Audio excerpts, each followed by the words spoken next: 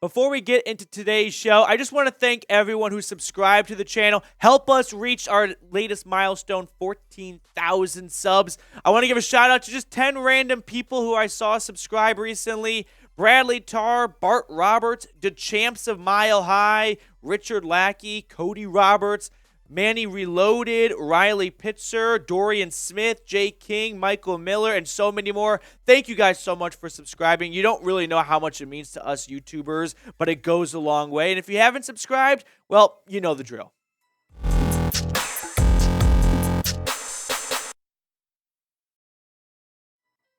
What's going on, Broncos Country? Hope you guys are having a good weekend. Welcome into the Broncos Breakdown by Chat Sports. On today's show, we're going to look at some of the news and rumors, some of the storylines coming out following Denver signing Frank Clark, and we get some injury news, and then we'll look at potentially adding Dalvin Cook as well. But when you look at Denver's front five, and I think this is the best depth chart to really, zero in on the pass rush, Frank Clark is going to be an immediate starter. I don't think he's going to bump out Randy Gregory or Baron Browning. I think he slots in on the defensive line rather, and we'll expand on that later on. But another equally big storyline is Baron Browning injury news. I wonder if the two stories are connected because Mike Klis from 9 News reported that Baron Browning underwent arthroscopic knee surgery to repair a partially torn meniscus. Makes you wonder if it's just a coincidence that they added a pass rusher right as Baron Browning news came out that he underwent knee surgery. Maybe it's a coincidence. I don't think so, though, right? I mean, the edge rusher, pass rusher spot was already kind of razor thin, knowing that you don't have a reliable piece in Randy Gregory. But you lose Baron Browning for not the season or anything, and we'll look at the details later on, but you're going to lose him for the bulk of the offseason and training camp and whatnot. Probably feel a little bit more comfortable adding someone like Frank Clark. Now, Baron Browning trained this offseason in San Francisco with one of Von Miller's old trainers, and that may have led to a injury because he was doing some pretty insane workouts, but I don't know. I've never ran up a hill in sand. But Baron Browning made the transition from inside linebacker to outside linebacker, and he flourished last year, right? 5 sacks in 14 games. I don't need Baron Browning to be a 10-plus sack player. I need Baron Browning to be pretty much what he was last year if he's a rotational piece. Now, if he's a starting edge rusher, which last year he eventually stepped into that role, but initially it was 5 sacks off the bench, that's not too shabby. Now, if he's going to start opposite of Randy Gregory, you'd probably like to have him be closer to 7 sacks, maybe even get up to 8 sacks. But I think Baron Browning is a very good player for what you need him to be, right? I don't think anyone's asking Browning to be this team's #1 edge rusher, but if he ends up rolling into that spot, I'm not going to be terribly surprised, right? I do think the Frank Clark signing, it made plenty of sense before, but now it just makes some extra sense, right? Because like I said, you're already a little uncomfortably thin / unproven. Could Baron Browning become a #1 edge rusher? Could Randy Gregory play more than 12 games in a season? Would Nick Bonito take a big step forward in his second season? All those were uncertain things. I'll tell you what's certain. Frank Clark can get after the quarterback. He's done it so well in the postseason, as we know, for Kansas City. He's gone over 10-plus sacks twice in his career. You are adding a surefire thing in Frank Clark. And I also think George and Sean Payton might not have a ton of faith in Nick Bonito and Jonathan Cooper stepping up to the plate. If Baron Browning is going to miss some time and when Randy Gregory misses some time, they get some extra depth right now with Frank Clark, and it's not even a depth piece. It's more of just everyone else gets a little bit more taken off their plate. Now, grade the Frank Clark signing for me. A, B, C, D, or F. I'm going to give you what letter grade I handed out for this, but first, let me know what your thoughts are down below in the comments section. Frank Clark, last 4 years with the Chiefs, 8 tackles for loss, 5 sacks. That's why I'm giving this a B-plus signing, because you are adding a player who's a proven commodity that sure might be on the downcline-ish, right? He's entering his 9th season in the NFL. He has regressed a little bit. Kansas City opted to release him instead of holding on to him for the last year of his contract. We know Lil Uzi Clark has some off-the-field issues, but on the field, the guy can find the quarterback. That is for sure. In his career, he's been one of the best edge rushers that we've seen the last 8 years, I'd say.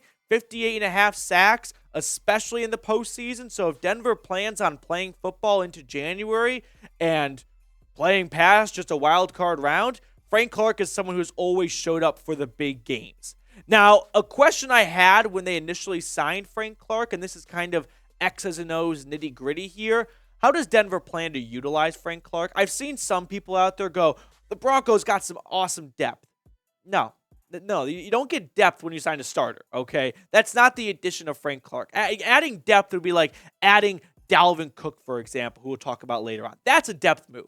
Frank Clark is going to start on this defense. I'm going to believe it's going to be a defensive end. Denver runs a 3-4 defense, so 3 down linemen, 4 linebackers, 2 inside linebackers, Jewell and Singleton, Browning and Gregory on the outside. Browning and Gregory as outside linebackers in a 3-4 front, primarily just get after the quarterback. But every once in a while, they do have responsibilities in a zone play to drop into coverage and whatnot and fool the offense. Don't ask Frank Clark to drop into coverage. The guy's like 275 pounds. He's not super nimble. He's not going step for step with tight ends or running backs in the flat. Put him on the defensive line, get him in a 2-point stance, and let him get after the quarterback. That is how Frank Clark should be utilized up front. Now, make sure to check out today's sponsor. The 2-shirt combo deal will not last forever. You don't just get 1 shirt. You get 2 shirts. And they're on sale. I don't know what more you could want for it. Chatsports.com/Broncos combo. I put that link in the comments and the description of today's video. Now, looking at Denver's running back room here as we start to talk, the defensive line, I think, rather, right? That's okay. Defensive line. We'll get to running backs in a little bit. I think Frank Clark is going to be one of those down linemen. Now, what's interesting is Kansas City tried to make Frank Clark a defensive tackle and like bump him inside a little bit. Really didn't work out well. They ended up reversing course and bumping him back to the outside. So these 3 guys up there, they're like DJ Jones can stop the run.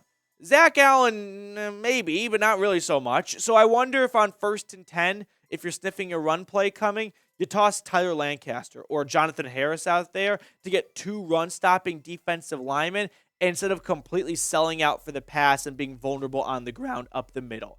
At the end, I think Frank Clark is going to end up leading this team in sacks. That's kind of my bold prediction, if you will, way too early. It's not even so much that Frank Clark is going to go out and get 12 sacks or something like that. I just have little faith in Randy Gregory playing more than his career high in 12 games this upcoming season. Unfortunately, he missed 6 games last year. We know he's missed time throughout his career. Some of it his fault. Injury is not his fault. But to see him only play 6 games last year and just the way he came back on that Christmas game and immediately got into a fight really kind of rubbed me the wrong way. And this year, unfortunately, kind of starting off OTAs, not quite 100%. Just does not give me a ton of confidence that he's going to put together 17 games. And Browning, like I said, is a really good player. I don't know if he'll ever quite be a Shaq Barrett who leaves Denver or something and then flourishes and puts up 19.5 sacks. Like, I think Baron Browning is going to step into or learn in this new role, second year as an outside linebacker. But between all these faces, none of these guys went over 5.5 sacks last year. Frank Clark has a really good shot to step in and be this team's number 1 sack getter. Moving on, switching gears, let's talk Dalvin Cook. So he was officially released, right? Yesterday, there was the report that the Vikings are planning on releasing Dalvin Cook. Now it is a done deal. He is out of Minnesota. The team saved about $9 million. Still owed Dalvin Cook some money, but ultimately, they didn't want to pay him all this much money after a down season. Now, Denver has been rumored to have some interest in Dalvin Cook. People have connected the dots. George Paton was in Minnesota for quite some time. He was the Vikings assistant GM from 2015 to 2020. They drafted Dalvin Cook in 2017. I'm going to throw his stats on screen for you guys here, and then I'm going to take 30 seconds of your time and give you this TED Talk. Something that really ticks me off is when teams or fans or media members go, oh, Dalvin Cook's a free agent. Well, George Paton was the GM in Minnesota when they drafted him. Surely that means George Paton wants him now. George Paton didn't draft this Dalvin Cook. He drafted a guy out of Florida State who had not played in the NFL and was not coming off a career low 4.4 yards a carry, right? Just because George Paton was in the war room when they picked this kid out of Florida State doesn't mean 6 years later he still wants Dalvin Cook on his team. I always thought that was a bit of a lazy-ish take to try and make a free agent signing, completely bulletproof. Oh, well, surely Denver will have interest. George Paton's there. No, George Paton does not want a guy probably coming off a negative 0.16 yards over expected. Like, maybe he does want Dalvin Cook, but I'm not going to subscribe to the reason being is, well, back in 2017, he drafted Dalvin Cook. So that means now he wants Dalvin Cook still. Maybe he regrets Dalvin Cook. I don't know. But I always thought that's my 45-second TED Talk lazy take. But you can see here, Football Nerds came up with how many numbers you're supposed to get on each carry, and Dalvin Cook did not meet those numbers. Last year, negative 0.16 yards. Not even over expected, under expected, right? Couldn't even get to the expected yard line to gain on any given play. I have no idea how they come up with these numbers. Your guess could be as good as mine. I don't know if they look at the offensive line blocking, the defense, but somehow some nerd in some basement comes out with these numbers, and the numbers say Dalvin Cook was not good last year. Make no mistake, Dalvin Cook is likely cooked. Like, he's not very good anymore. He's not the player you took in the first round of your fantasy football draft. Yes, he got to 1,000 yards last year. They also force-fed him the ball so they can get to 1,000 yards. He led the NFL in rushes of 1 yard or less. Like, he looked like he lost a step. But if Javonte Williams is going to miss some time, right, which all signs are indicating he could be ready to go by week 1, given that he was a limited participant during OTAs. But we saw that last year with J.K. Dobbins, who came back, and he came back too early, and then he had to get a second knee surgery. If Javonte Williams is going to miss the first stretch of the season, when you look at this running back room, if you want to go by committee, Samaje Perine and Dalvin Cook are probably a better tandem than Samaje Perine and Tony Jones. No offense, Tony Jones, but I think Dalvin Cook is probably cooked in regards of being a guy who gets 260 carries a season. But if you limit him to 100 carries and Samaje Perine 100 carries and Javonte Williams 100 carries, well, maybe Dalvin Cook can be a lot better if he's not called on down after down. So what do you guys think? Should the Broncos sign Dalvin Cook? I'm not asking them to sign Dalvin Cook to make him the number one rusher and have him be a guy who gets 275 carries. He's done in that role. But in a limited role, in a committee where he gets some fresh legs and he gets, tapped out and replaced by Perine and maybe Jones for a little bit until Williams returns, if you're going to go by committee, get the best committee you can get. And Dalvin Cook is a better member of that committee than Tony Jones is.